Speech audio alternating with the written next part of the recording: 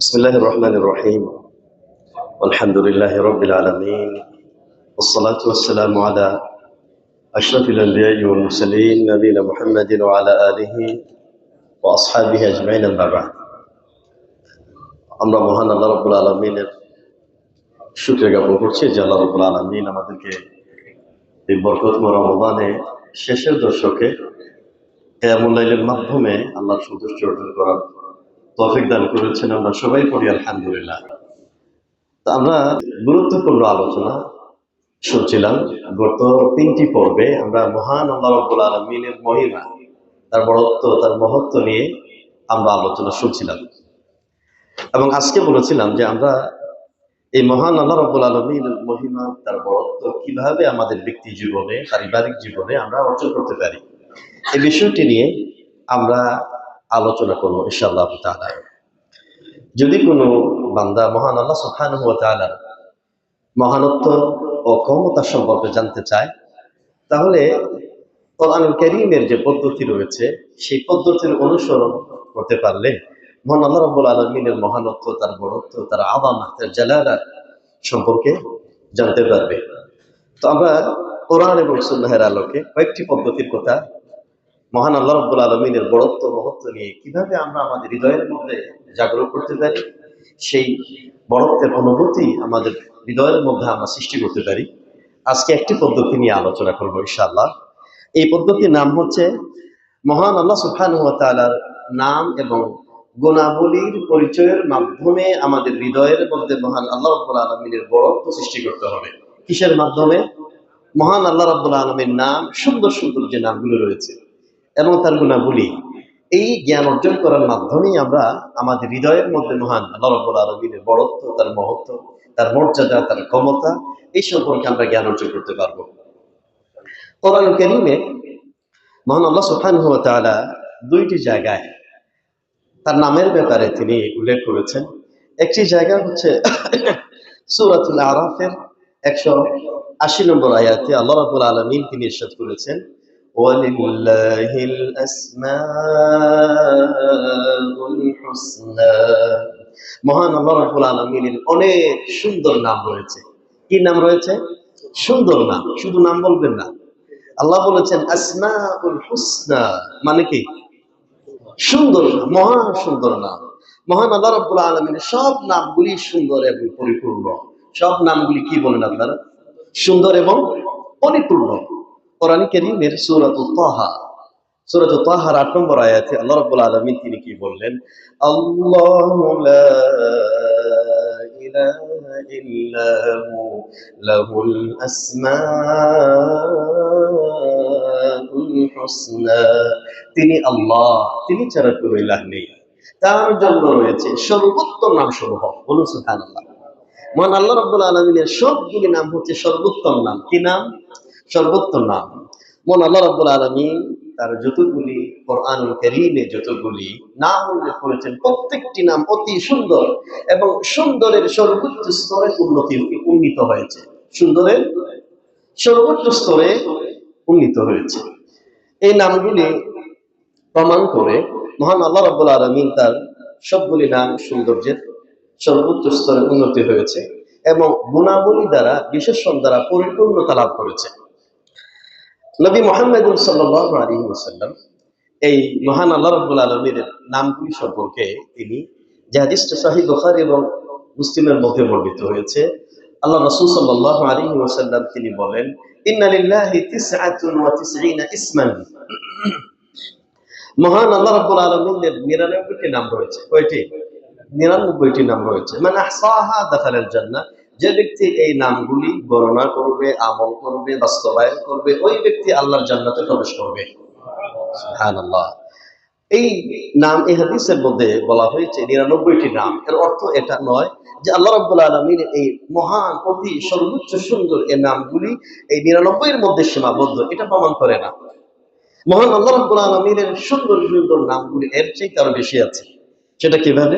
অন্য একটি হাদিসে সেটা রাসূলুল্লাহ সাল্লাল্লাহু আলাইহি ওয়াসাল্লাম উল্লেখ করেছেন যে দোয়াটি মাঝে মধ্যে আমরা দোয়ার কুনুতের মধ্যে আমরা বলি, আল্লাহুম্মা ইন্না আবদুক ইবনু আবদিক ইবনু আমাতিক। সেটা কি? আল্লাহুম্মা ইন্নী আবদুক, হে আল্লাহ আমি তোমার বান্দা, ইবনু আবদিকা ও ইবনু আমাতিকা, আমি তোমার এক বান্দা ও এক বান্দির বান্দা, আমি তোমার এক বান্দা এবং এক বান্দির বান্দা। তারপরে কি বললেন? নাসিয়াতি বিয়াদিক, আমার কপাল আপনার হাতে। তারপরে আপনি কি বললেন? মাদিন ফিনা হুকমুক, আমার ব্যাপারে তোমার ফয়সালাই কার্যকর। আদলুন ফিনা কাদাউক, আমার ব্যাপারে তোমার সব ইনসাফপূর্ণ ফয়সালা কার্যকর হবে। এরপরে রাসূলুল্লাহ সাল্লাল্লাহু আলাইহি ওয়াসাল্লাম শিক্ষা দিয়েছেন, আসআলুকাল্লাহ বিকুল্লি ইসমিন হুয়া লাক, হে আল্লাহ আপনার যত নাম রয়েছে, সুন্দর সুন্দর নাম রয়েছে, সব নামের উসিলায় আপনার কাছে আমি প্রার্থনা করছি। সাম্মাইতা বিহি নাফসাক, যে নামগুলি আপনি নিজের জন্য নির্ধারণ করেছেন, আও আনজালতাহু ফি কিতাবিক, অথবা কোরআনুল কারীমের মধ্যে এই নামগুলি আপনি নাজিল করেছেন, আও আল্লামতাহু আহাদাম মিন খালকিক, অথবা এই নামগুলি আপনার কোন বান্দাকে আপনি শিক্ষা দিয়েছেন, অথবা আও ইস্তাগফারতা বিহি ফি ইলমিল গায়বি ইনদিক, অথবা আপনার কোন ভান্ডারে, আপনার কোন জ্ঞানের ভান্ডারে এই নামগুলি আপনি সংরক্ষিত রেখে করে দিয়েছেন। এই যে আও ইস্তাগফারতা বিহি ফি ইলমিল গায়বি ইনদিক, এই নামগুলি কার নাম? বলেন না কার নাম? আল্লাহর এই সুন্দর সর্বোচ্চ সুন্দর নামগুলি, এই নামগুলি আপনার জ্ঞানের ভান্ডারে এখনো পর্যন্ত আপনি সংরক্ষিত রেখে দিয়েছেন। অর্থাৎ এই হাদিস দ্বারা প্রমাণিত হয় আল্লাহ রাব্বুল আলামিনের অতীব মহা সুন্দর নামগুলি 99টি নামের মধ্যে সীমাবদ্ধ নয়, সীমাবদ্ধ নয়। যে ব্যক্তি মহান আল্লাহ সুবহানাহু ওয়া তাআলা কোরআনে কারীম তেলাওয়াত করবে, পর্যবেক্ষণ করবে, সেই ব্যক্তি দেখতে পাবে যে মহান আল্লাহ রাব্বুল আলামিনের অতীব সুন্দর নাম, তার গুণাবলীর মাধ্যমে মহান আল্লাহ রাব্বুল আলামিন তার নিজেকে গোটা বিশ্বের মানুষের সামনে তার পরিচয় তুলে ধরেছে। যেমন কোরআনে কারীমের অনেকটি পাতায়, প্রায় প্রতিটি পাতায় দেখবেন মহান আল্লাহ রাব্বুল আলামিন তার নিজের পরিচয় বান্দার সামনে তুলে ধরেছেন। যেমন সূরাতুল হাশরের শেষের দুটি লম্বা আয়াত, মহান আল্লাহ সুবহানাহু ওয়া তাআলা তিনি তার নিজের সম্পর্কে বলছেন, হুয়াল্লাহুল্লাযী লা ইলাহা ইল্লা হু, তিনি আল্লাহ, তিনি ছাড়া কোনো ইলাহ নেই। আল আলিমুল গায়বি ওয়াশ শাহাদা, তিনি অদৃশ্য অদৃশ্য সব কিছুর জ্ঞানী। হুয়ার রহমানুর রহিম, তিনি পরম করুণাময় অসীম দয়ালু। তারপরে আপনি কি বললেন? হুয়াল্লাহুল্লাযী লা ইলাহা ইল্লা হু, তিনি আল্লাহ, তিনি ছাড়া কোনো ইলাহ নেই। তারপরে আপনি কি বললেন? হুয়াল মালিক, তিনি হলেন মহা সম্রাট। তিনি কে? তিনি মহা সম্রাট। আল কুদ্দুস, তিনি হলেন পবিত্র।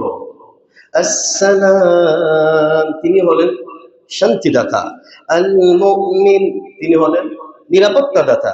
আল মুহাইমিন, তিনি হলেন রক্ষাকারী। আল আজিজ, তিনি হলেন পরাক্রমশালী। আল জব্বার, তিনি হলেন মহাপ্রজ্ঞান্ত। আল মুতাকাব্বির, তিনি হলেন মহামহিম। বলুন না সুবহানাল্লাহ। এই সবগুলি অতি চমৎকার পাওয়ারফুল এই নামগুলি কার? আল্লাহ। তারপরে পরবর্তী আয়াতে বললেন হু আল্লাহ, তিনি হলেন আল্লাহ। তিনি কে? আল খালিক, তিনি হলেন সৃষ্টিকর্তা। আল বারিক, তিনি হলেন উদ্ভাবনকারী। আল মুসাউমিদ, তিনি হলেন আকৃতি দানকারী। বলুন না সুবহানাল্লাহ। এরপরে শেষের আয়াতে বললেন ওয়াহুয়াল আজিজুল হাকীম, তিনি পরাক্রমশালী ও প্রজ্ঞাময়। এই সবগুলি নাম কার? আল্লাহ সুবহানাহু ওয়া তাআলা। তাহলে কোরআনুল কারীমে অনেক আয়াতে আল্লাহ রাব্বুল আলামিন ওয়াহুয়াল আজিজুর রহিম, ওয়াহুয়াল গফুরুর রহিম, এইভাবে করে অত্যন্ত চমৎকার মহা অতীব সর্বোচ্চ নামগুলি এর মাধ্যমে কোরআন কারীমের অনেক আয়াত তিনি সমাপ্ত করেছেন। মহান আল্লাহ সুবহানাহু ওয়া তাআলার এই নামের মাধ্যমেই মহান আল্লাহ রাব্বুল আলামিনের আযামা, তার বড়ত্ব, তার মহা মহিমা, এই বিষয় আপনার হৃদয়ের মধ্যে আপনি উপলব্ধি করার জন্য এটাই আপনার জন্য যথেষ্ট হবে।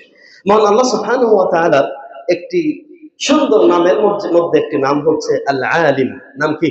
আল আলিম। এই আলিম অর্থ কি? জ্ঞানী। আলিম অর্থ কি? জ্ঞানী। কিন্তু সুবহানাল্লাহ, এই মহান আল্লাহ রাব্বুল আলামিনের সুন্দর নামের মধ্যে আলিম, এর সাথে আরো দুটি অতীব সুন্দর নাম আছে। আরো দুটি হচ্ছে আল আলিম, মানে মহাজ্ঞানী, আলিম। এরপর আরেকটা হচ্ছে আল আল্লাম, অতীব মহাজ্ঞানী। তাহলে ইলমের সাথে যে আল্লাহ রাব্বুল আলামিন তিনি সব কিছু জানেন, সব জ্ঞানের অধিকারী। এই বিষয়ে মহান আল্লাহ রাব্বুল আলামিনের কয়টি নাম আছে? তিনটি নাম আছে। একটা হলো আলিম, আরেকটা হলো আলিম, আরেকটা হলো আল্লাম। কয়টা হলো? মানে আল্লাহ রাব্বুল আলামিন যে জ্ঞানের ভান্ডার, মানে আল্লাহ রাব্বুল আলামিনের জ্ঞানের বাইরে যে কোনো জ্ঞান নেই। এই জন্য আল্লাহ রাব্বুল আলামিন তার গুণবাচক নামের মধ্যে কয়টি নাম উল্লেখ করেছেন? তিনটি। একটা হলো বলো আলিম, আরেকটা হলো আলিম, আরেকটা হলো একটা হলো আলিম জ্ঞানী, আরেকটা হলো আল্লাহ আলিম মহাজ্ঞানী, আরেকটা হলো আল্লাহ অতীব মহাজ্ঞানী। বলুন না সুবহানাল্লাহ। এরপরে আরেকটি নাম মহান আল্লাহ সুবহানাহু ওয়া তাআলা আস-সামি'। আস-সামি' অর্থ কি? শ্রবণকারী। আস-সামি' অর্থ কি? তিনি কেমন শ্রবণকারী? মহান আল্লাহ রাব্বুল আলামিনের জালালা, আযমা, তার বড়ত্ব, তার মহত্ব, তার অবস্থান কোথায়? আরশে আজিমের উপরে। তার অবস্থান কোথায়? আরশে আজিম থেকে তার শ্রবণ। কিভাবে তিনি বান্দার হৃদয়ের মধ্যে কি আছে, তার জবানের মধ্যে কি আছে, চুপি সরে কেউ কথা বললে তিনি আরশে আজিম থেকে কিভাবে তিনি শুনতে পান। একটি ঘটনা, দুইটি ঘটনা আপনাদের সামনে উল্লেখ করতে চাই। এক নম্বর ঘটনা হলো খাউলা বিনতে সা'লাবা রাদিয়াল্লাহু আনহা ওয়া আরদাহা। নাম কি মহিলা সাহাবী? খাউলা বিনতে সা'লাবা। বলুন না, খাউলা বিনতে সা'লাবা। খাউলা বিনতে সা'লাবা রাদিয়াল্লাহু আনহা, নবী মুহাম্মদ সাল্লাল্লাহু আলাইহি ওয়াসাল্লামের সময়ে খাউলা বিনতে সা'লাবার স্বামী তাকে জিহার করলো। কি করলো? জিহার। এটাকে আরবিতে বলা হয় বিহার। বিহার মানে হলো নবী মুহাম্মদ সাল্লাল্লাহু আলাইহি ওয়াসাল্লামের সময়ে জিহার মানে হলো স্বামী যদি তার স্ত্রীকে বলে, তুমি আমার মায়ের পিঠের মতো। কিসের মতো? তুমি আমার মায়ের পিঠের মতো।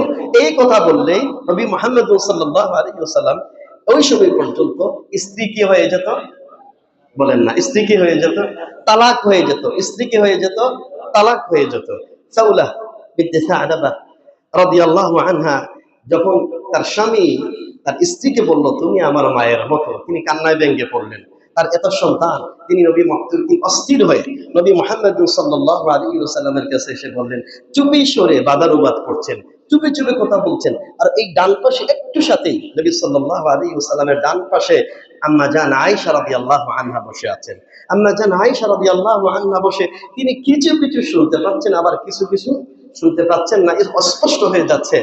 খাউলা বিনতে সা'লাবা রাদিয়াল্লাহু আনহা তিনি এত আস্তে কথা বলছিলেন, আস্তে বলার কারণে তখনও পর্যন্ত নবী মুহাম্মদ সাল্লাল্লাহু আলাইহি ওয়াসাল্লামের কাছে তুমি আমার মায়ের মতো স্ত্রীকে বললে তালাক হয়ে যায়, এই মাসআলার কোনো বিধান নাজিল হয়নি।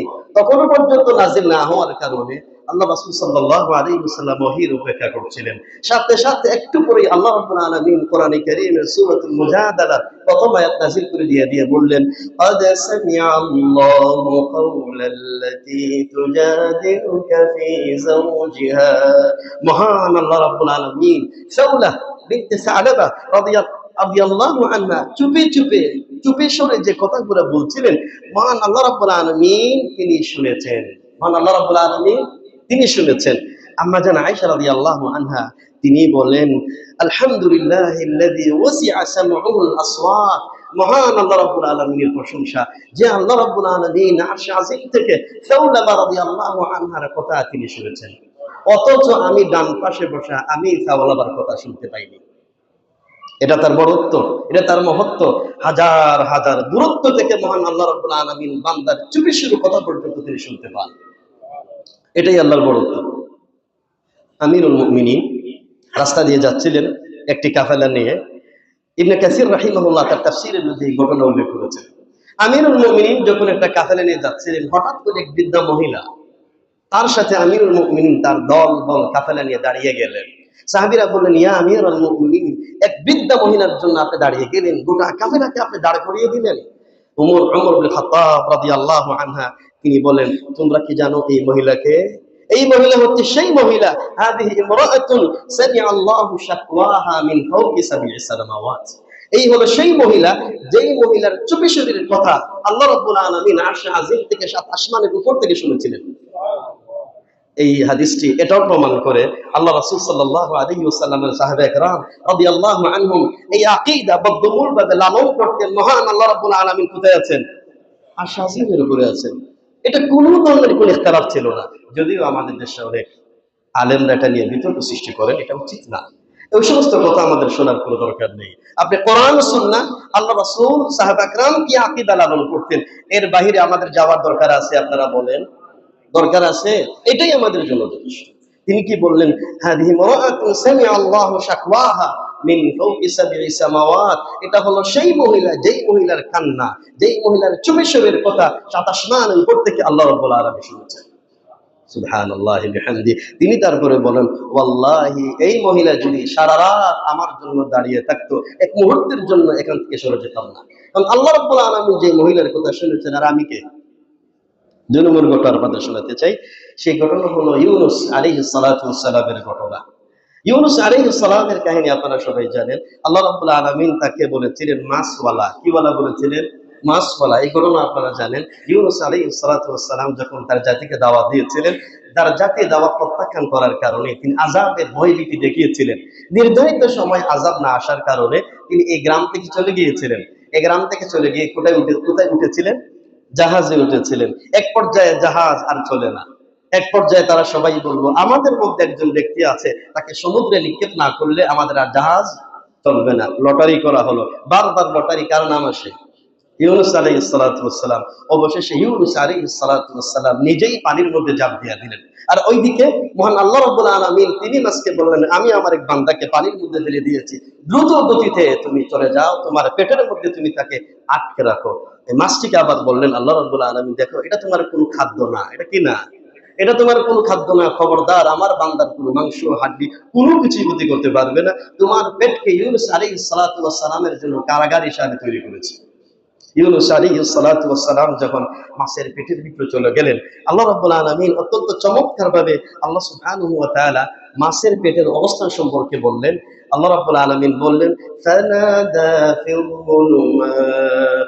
ইউনুস আলাইহিস সালাতু ওয়াস সালাম অন্ধকারের মধ্য থেকে তিনি আওয়াজ করলেন, আহ্বান করলেন। ফিল যুলুমাত, এখানে যুলমাতুল এক বচন, আর বহু বচন হলো যুলুমাত। ইউনুস আলাইহিস সালাতু ওয়াস সালাম তিনি অন্ধকার সমূহের ভিতর থেকে আল্লাহর কাছে আওয়াজ করলেন। ইউনুস আলাইহিস সালাতু ওয়াস সালামকে মাছ এমন ভাবে পেটের মধ্যে নিয়ে গেল, নিয়ে যাওয়ার পরে সমুদ্রের অতল তলদেশে চলে গিয়েছে। ইউনুস আলাইহিস সালাতু ওয়াস সালাম যখন চলে গেলেন, এবং এক নম্বর ফানাদা ফিল যুলুমাত, তিনটা অন্ধকার। মুফাসসির کرام বলেছেন কয়টা অন্ধকার? তিনটা অন্ধকার। একটা হলো মাছের পেটের অন্ধকার, আরেকটা হলো পানির অন্ধকার, আরেকটা হলো রাতের অন্ধকার। চিন্তা করেন, মাছের পেটের ভিতরে সমুদ্রের অতল তলদেশে রাতের অন্ধকারে ইউনুস আলাইহিস সালাতু ওয়াস সালাম যখন চলে গিয়েছেন, চলে যাওয়ার পরে চতুর্পাশে মহান আল্লাহ রাব্বুল আলামিনের জিকির শোনা যাচ্ছিল। মাছেরা জিকির করছে, পানি জিকির করছে, গাছপালা জিকির করছে। তখন ইউনুস আলাইহিস সালাতু ওয়াস সালাম মাছের এই পেটের ভিতর থেকে তিনি এই দোয়া করেছিলেন, লা ইলাহা ইল্লা আনতা সুবহানাক ইন্নী কুনতু মিনাল যালিমিন। লা ইলাহা ইল্লা, ইয়া আল্লাহ, তুমি ছাড়া কোনো ইলাহ, তোমার পবিত্রতা ঘোষণা করছি, আর আমি জুলুম করেছি। যখন ইউনুস আলাইহিস সালাতু ওয়াস সালাম এই অতল তলদেশে আল্লাহ রাব্বুল আলামিনকে ডাক দিয়েছেন, আর আল্লাহ রাব্বুল আলামিন কোথায় আছেন? আরশে আজিমে। আল্লাহ রাব্বুল আলামিন কি বললেন? ফাসতাজাবনা লাহু ওয়া নাজ্জাইনাহু মিনাল গাম। ইউনুস আলাইহিস সালাতু ওয়াস সালাম যখনই ডাক দিলেন, সাথে সাথে আমি আল্লাহ রাব্বুল আলামিন ইউনুস আলাইহিস সালাতু ওয়াস সালামের ডাক কবুল করে ফেললাম।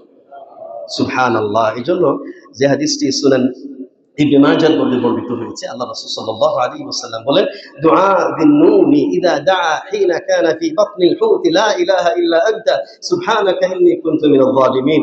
যেই ব্যক্তি ইউনুস আলাইহিস সালাতু ওয়াস সালামের মতো দোয়া করবে, যে কোনো মুসিবতে পড়ে গেলে অথবা যে কোনো সংকটময় মুহূর্তের মধ্যে পড়ে গেলে, যখন এই ইউনুস আলাইহিস সালাতু ওয়াস সালামের দোয়া সে করবে আল্লাহর কাছে, সাথে সাথে আল্লাহ রাব্বুল আলামিন ওই ব্যক্তিকে সংকটময় মুক্ত করে দিয়ে দিবেন, সংকট থেকে উদ্ধার করে দিয়ে দিবেন। আল্লাহ রাব্বুল আলামিন তার দোয়া কবুল করে দিবেন।